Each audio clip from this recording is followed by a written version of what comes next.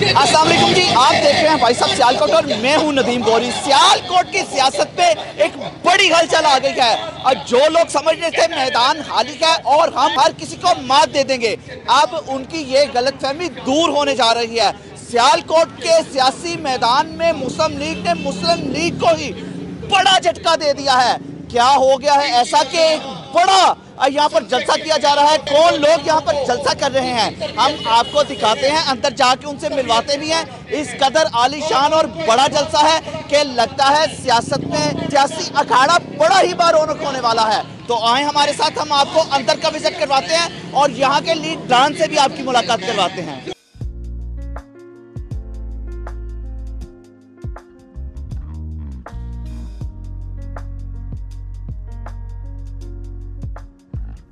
लेकिन जी अब तो यही लग रहा है कि सियासी अखाड़ा सज चुका है और यहाँ पर हज़ारों की तादाद में लोगों को देखकर एक धचका सा लगा कि यार ये सियालकोट में एक और सियासी जमात उभर आई, ऐसी सियासी जमात जो कि मुस्लिम लीग ही है और मुस्लिम लीग को ही झटका लगेगा क्योंकि इस वक्त सबसे ज़्यादा मुतहरक मुस्लिम लीग ही नज़र आ रही हैं। और तो लीगी कारकुनान भी मौजूद हैं। इस मरकज़ी मुस्लिम लीग के सियालकोट के सदर मेरे साथ मौजूद हैं, एहसानुल्लाह मंसूर साहब। हम इनके साथ भी बात करते हैं और इनसे जानते हैं ये इतना बड़ा इज्तिमा किस लिए लगा लिया, क्या अपने सियासी मुखालिफिन को किस तरह चैलेंज करने जा रहे हैं, इन्हीं से बात करते हैं। अस्सलाम वालेकुम सर, कैसे हैं? अल्हम्दुलिल्लाह, शुक्र। आप खैरियत से हैं? जी अल्हम्दुलिल्लाह। अच्छा एहसान भाई, ये बताइएगा, आपने तो बड़ा शौक कर दिया इतना बड़ा इज्तिमा लगा के।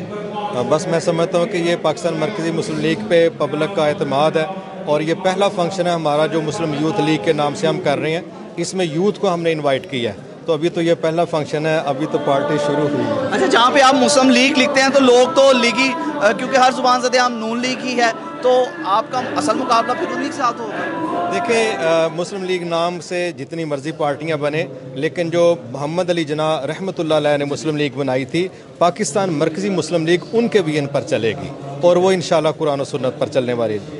अच्छा, आज के जो प्रोग्राम का असल मकसद है आपका, उस हवाले से क्या कहेंगे? वो सबसे पहली चीज़ तो यह है कि पाकिस्तान की आबादी का एक बहुत बड़ा हिस्सा चूँकि यूथ है, जब हम ये बात करते हैं कि 64% से ज़्यादा यूथ है, इसमें मेल फीमेल सेक्टर को जमा करें तो ये करोड़ों में तादाद बनती है। तो जब उनके मसाइल हम देखते हैं तो जब वो लोग खुद डिस्टर्ब होंगे तो स्टेट तो ऑटोमेटिकली डिस्टर्ब होगी। लेकिन एक बड़ी वो कुव्वत और ताकत और शबाब जिसने मसाइल हल करने में अपना अमलन किरदार अदा करना है, वो यूथ है। तो इसलिए हमने उनको तरजीह देते हुए ये पहला फंक्शन उनका मुनक़द किया। आने वाले वक्तों में इनको मैनेज भी कर रहे हैं, मुनज़्ज़म भी कर रहे हैं और इनके लिए 40 के करीब मुख्तलिफ प्रोजेक्ट हम लेके आ रहे हैं जिनमें इंशाल्लाह नौजवानों को फैसिलिटेट करेंगे। अच्छा, ये बता दें, हम लोग जिस हल्का में खड़े हैं ये पाकिस्तान मुस्लिम लीग नून के बड़े रहनुमा ख्वाजा मोहम्मद आसिफ का हल्का है, वो कभी हारे ही नहीं यहाँ पे। आप मतलब ये कह सकते हैं हम सियासी अखाड़े में उनको ललकार रहे हैं, तो क्या कहेंगे इस हवाले से? मैं समझता हूँ कि अल्लाह की तौफीक और उसके फजल से हम जिस एजेंडे पर है ना, हम एक दो बंदे को नहीं ललकार रहे, हम पूरी वर्ल्ड को ललकार रहे हैं। किस तरह, मतलब अभी आपकी कैंपेन का मतलब आगाज़ हो गया, हर जो भी लीग है, जो भी सियासी पार्टी है, उसकी कामयाबी में सबसे बड़ा किरदार है वो यूथ का ही होता है। आपने बड़ा ज़बरदस्त स्टेप लिया यहाँ पे, आप क्या कहेंगे, क्या आप अपनी यूथ को इस तरह काबिल बना पाएंगे कि ये लोग लोगों को बीट कर सकें? देखिए, पहली बात तो यह है कि यूथ जो हमारे साथ अटैच हुई है, मैं इसकी एक मिसाल देता हूँ। तालीम का मैदान है, सेहत का मैदान है, पाकिस्तान को लीडरशिप देने का मैदान है और एक बहुत अहम काम कम्युनिटी डेवलपमेंट का। पाकिस्तान के अंदर लाखों की तादाद में वो नौजवान जो रूटीन में या माजी में देखें तो वो इस तरह लगता है कि जिस तरह वो फ्री हैं, फारग हैं। हमने उन लोगों को ट्रेंड करके पाकिस्तान की आवाम की खिदमत पर अमलन वहाँ खड़ा किया है कि जहाँ उन लोगों ने क्या तेज़ बहते दरियाए नीलम जैसे इलाके और क्या सैलाबज़दा इलाके और क्या बेवा और यतीम और मस्कीन लोग और क्या ज़लज़ले, ये वो कह लें कि कौमी सतह के क्राइसिस थे जिनमें हमारे साथ चलने वाले नौजवानों ने शानदार तरीके से अपना किरदार अदा किया। अच्छा, आप ये बताएंगे, इस वक्त हम जिस हल्का में खड़े हैं सियालकोट का हल्का है और ज़िला सियालकोट के लिए क्या आपने कुछ ऐसा किया है कि आप लोगों को बताएं कि भाई हमने आपके लिए ये किया है, आप वोट हमें दें, हम नेक्स्ट भी आपके लिए फ्यूचर के लिए रोशन। देखिए, पहली चीज़ तो ये है कि नौजवानों के मसाइल को समझने की ज़रूरत है।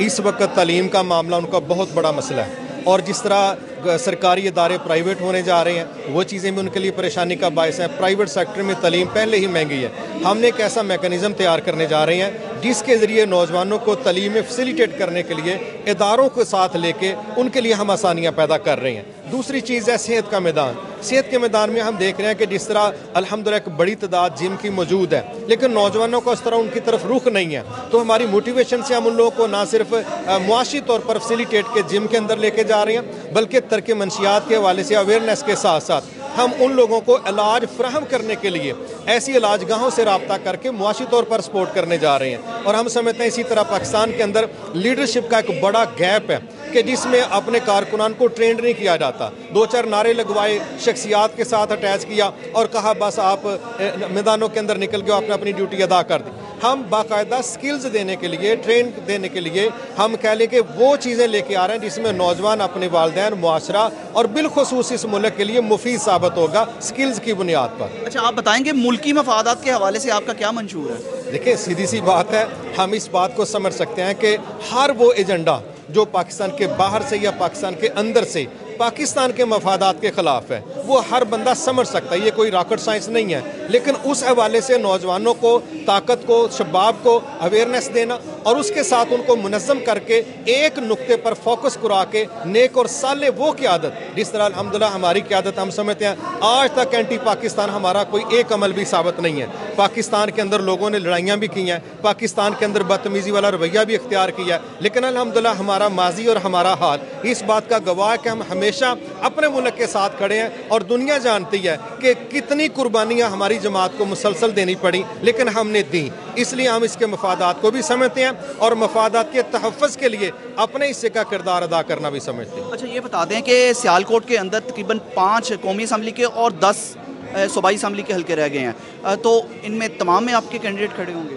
हमारे तमाम के तमाम जगहों पे कैंडिडेट मुंतखब हो चुके हैं। जो नामजदगी है वो हम कर चुके हैं और इंशाल्लाह कोई हल्का ऐसा नहीं छोड़ेंगे। अगर जनरल इलेक्शन होंगे तो हर जगह पर कारकुन खड़ा होगा, नुमाइंदा खड़ा होगा। अगर बल्दियाती इलेक्शन होंगे तो भी हर जगह पर नुमाइंदे हमारे मौजूद होंगे। अच्छा मंसूर भाई, ये जलसा देखा जाए आपका, मतलब ये इज्तिमा देखा जाए तो सियासी बसीरत रखने वाले लोग यही समझेंगे अल्लाह भैया अल्लाह दे गए नहीं तो, लेकिन ऐसा क्यों होता है कि कोई भी मजहबी जमात जब सियासत में आती है तो वो उसको उस तरह की कामयाबी नहीं मिल पाती जिस तरह के उनके इज्तिमात होते हैं? मतलब हमने एक्सपीरियंस देखा, जमात इस्लामी का एक्सपीरियंस देखा, मुतहिदा मजलिस अमल का एक्सपीरियंस देखा, हमने रिसेंटली TLP का एक्सपीरियंस देखा।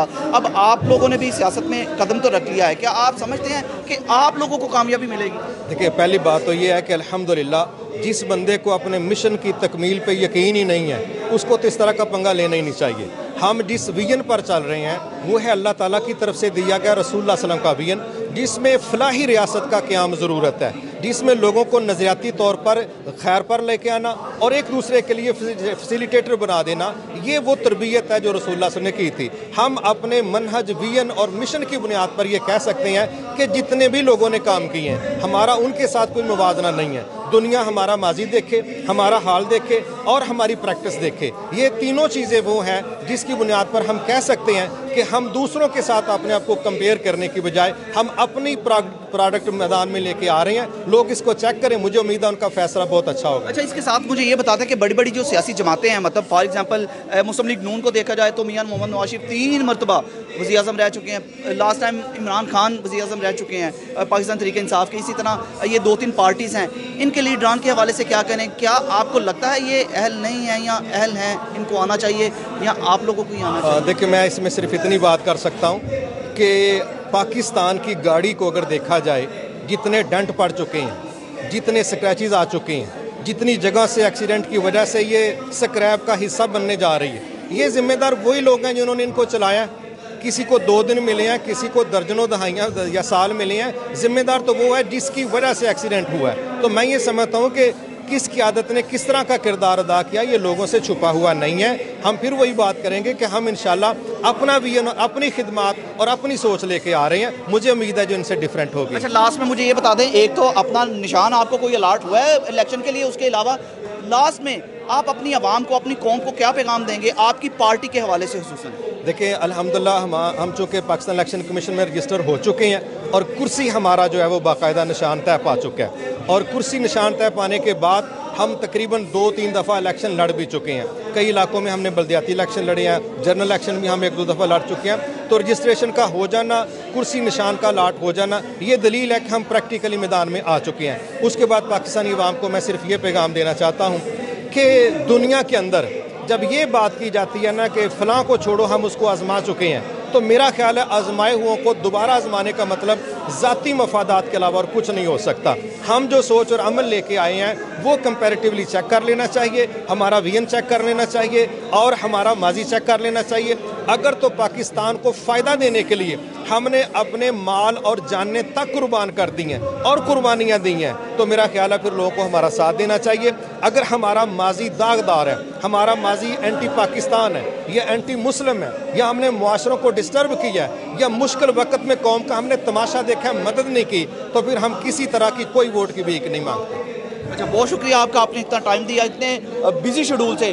तो हम उम्मीद करते हैं and best of luck for your future.